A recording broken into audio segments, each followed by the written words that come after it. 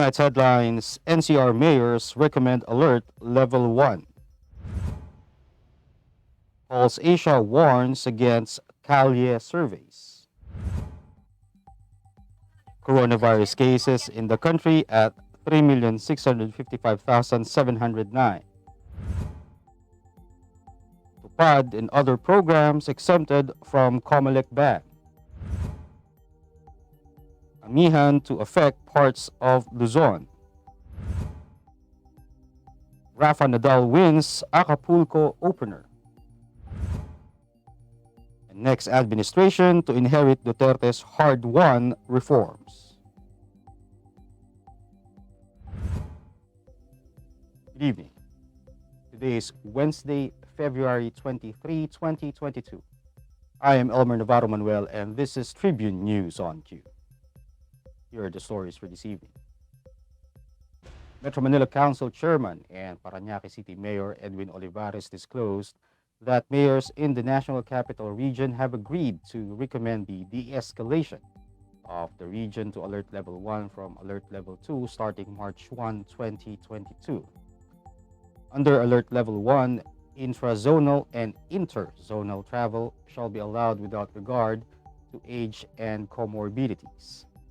All establishments, persons, or activities are allowed to operate, work, or be undertaken at full on-site or venue at seating capacity provided it is consistent with minimum public health standards. Based on the MMDA Resolution number 22-06, the MMC cited the improvement in the COVID-19 situation and high vaccination rate in the NCR for the recommendation. It added that the NCR mayors are ready and fully capable of implementing the IATF prescribed health and safety protocols under the recommended Alert Level 1 status. Pulse Asia on Wednesday warned against misrepresentation in surveys as the 2022 election nears. Pulse Asia President Ronald Holmes said that while some surveys follow the norms of science, some work with different methodology that cannot be counted as representative of the entire country.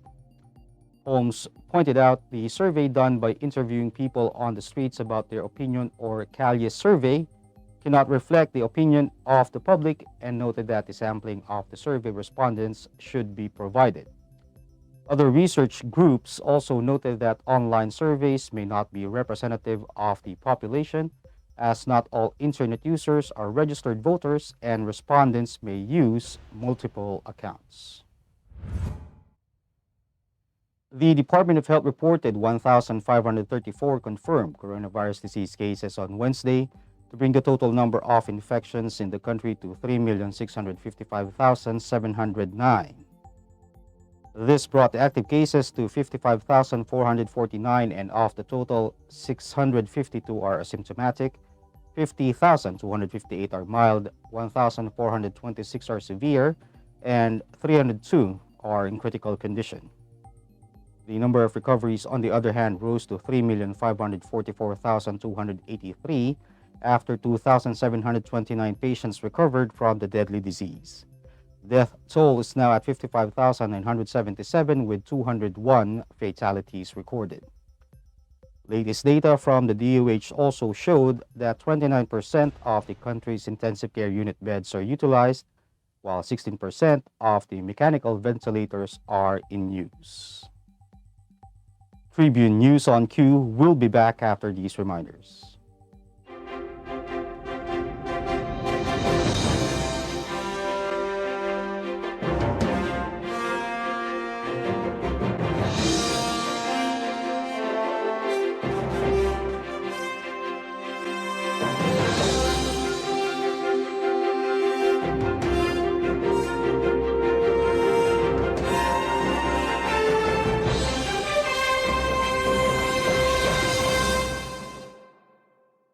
Si Harry Roque ang pinakamagaling na spokesman, kaya inggit sa kanya ang oposisyon. Tama lang na ipinaglaban ko ang balik trabaho para bumalik ang kita ng mga nagtatrabaho at naghahanap buhay. Hindi pwedeng magutom ang pamilya. Dapat lang po ingat buhay para sa hanap buhay. Basta trabaho, kita at hanap buhay ang nakataya.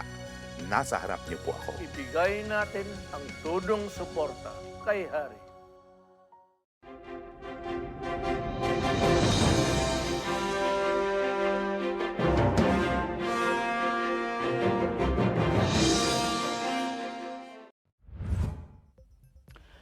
In other news, the Department of Labor and Employment said its flagship emergency employment program for displaced and disadvantaged workers in the informal sector will continue after it secured an exemption from the Commission on Elections.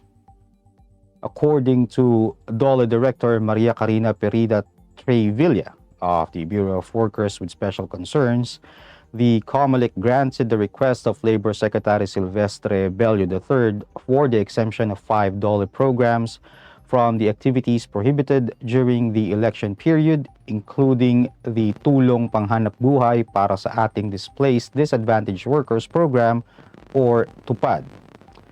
The DOLE secured an exemption from the Comelec's Resolution Number 1047 issued on December 16, 2021, which prohibited the release, disbursement, or expenditures of public funds in relation to the election period effective March 25, 2022 to May 8, 2022. Under the resolution, emergency work necessitated by the occurrence of a public calamity shall be exempted from the election ban. State Weather Bureau Pagasa announced that the shear line or tail end of the frontal system will bring cloudy skies with scattered rains over eastern sections of southern Luzon and the Visayas, while the northeast monsoon or Amihan will also affect northern Luzon. Visayas, Mimaropa, Bicol Region, Caraga, Davao Region, Quezon, and Aurora will experience cloudy skies with scattered rain showers and thunderstorms.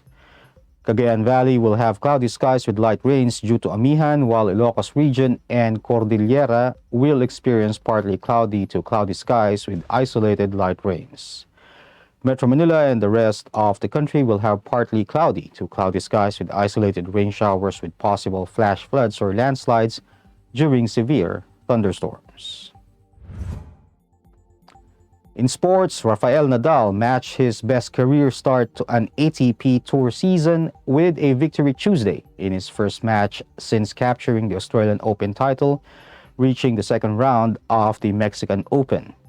The 35-year-old Spanish left-hander defeated U.S. lucky loser Denis Kudla 6-3 to 6-2, 6-3 and 6-2 to book a hard-court date with American Stefan Kozlov in the last 16. The victory lifted Nadal to 11-0 this year, matching his best career start to any season. He also won 11 matches in a row to begin the 2014 campaign before losing to Swiss Stan Wawrinka in an Australian Open final. Nadal won his men's record 21st Grand Slam title at last month's Australian Open, breaking the career mark of 20 Slam crowns he had shared with Novak Djokovic and Roger Federer. And in business, Department of Finance Secretary Carlos Dominguez III stressed that the next administration will inherit a slew of President Rodrigo Duterte's hard-won reforms, which include several economic liberalization measures to help fuel the Philippines' resurgence in the years ahead. The reforms include the Duterte administration's comprehensive tax reform program, the flagship Build infrastructure modernization, sin tax reform, rice tariffication, a national identification system, and the ease of doing business law, among others. Dominguez also cited the 3 economic liberalization bills recently approved by Congress that aim to boost the competitiveness of industries, create more jobs, promote the affordability and quality of consumer goods, and accelerate growth. These are the amendments to the Retail Trade Liberalization Act, which has been enacted, and the respective amendments to Foreign Investments Act and the Public Service Act, which are expected to be signed into law by the President soon. That wraps up the stories tonight, and before we go, we would like to thank the SM Store, Araneta City, Department of Tourism, MG Motors, Hina Motors, Security Bank, Empire Eastland Holdings Incorporated and Overseas Community Affairs Council member Alan Lin of the Republic of China for their continued support. Again, this is Elmer Navarro Manuel and you're watching Tribune News on Q. Stay safe, stay healthy, and stay at home. Good night, and God bless us all.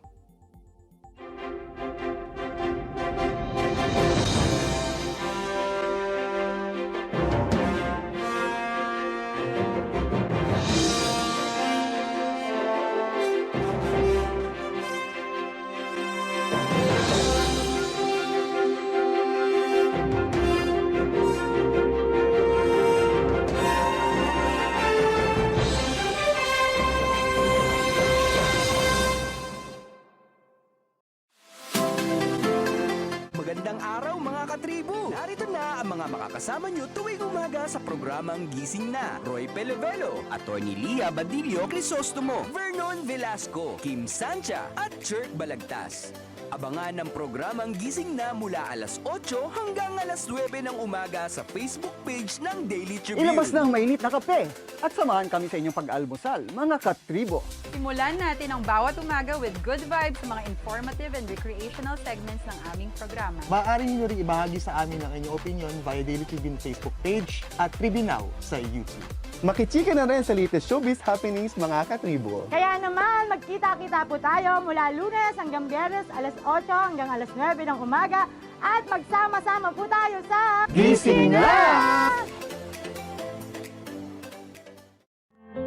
Fun and inspiring na kwentuhan? Sagot na yan ang programang Spotlight ng Daily Tribune. Makipagkwentuhan at kilalanin ng iba't ibang personalidad na kilala sa kani-kanilang larangan. Manood at makinig sa mga inspiring stories na kanilang ibabahagi kasama si Nina Ventura at Jojo Silvestre. Be ready ng mamangha at matuwa every Thursday alas 2 ng hapon dito lang sa Daily Tribune Facebook page at Tribune Now on YouTube. This public service advisory is brought to you by Daily Tribune and 100.3 RJFM. Oh, vaccination, isolation. Gotta keep up with my nutrition. Gotta maintain my body condition. Then I can take my vaccination. What do I choose? What do I take? As long as it is not a fake. AstraZeneca, Moderna, BioNTech, even Sinovac, okay na. Babakuna ka ba? Babakuna ka ba? Babakuna ka ba? Babakuna ka ba? Babakuna ka ba? Babakuna ka ba? Vaccination for the nation, no more isolation. With vaccination, babakuna ka ba? Babakuna ka ba? Babakuna ka ba? Babakuna ka ba? Babakuna ka ba? Babakuna ka ba? Babakuna ka ba? Paturok, paturok, paturok. This public service advisory is brought to you by Daily Tribune and 100.3 RJFM. Catch the latest news on our website, tribune.net.ph. Follow us on Facebook, Twitter, and Instagram. Subscribe to our YouTube channel, Tribune Now. Download the Daily Tribune app on Apple Store for iOS and Google Play for Android to get the latest and most comprehensive news online. Daily Tribune invites you to join its Viber community, Katribu, to get updates on the hottest news on politics, business, sports, lifestyle, and entertainment. Emoticons of the Tribune mascot Tarsito are available on our community Viber.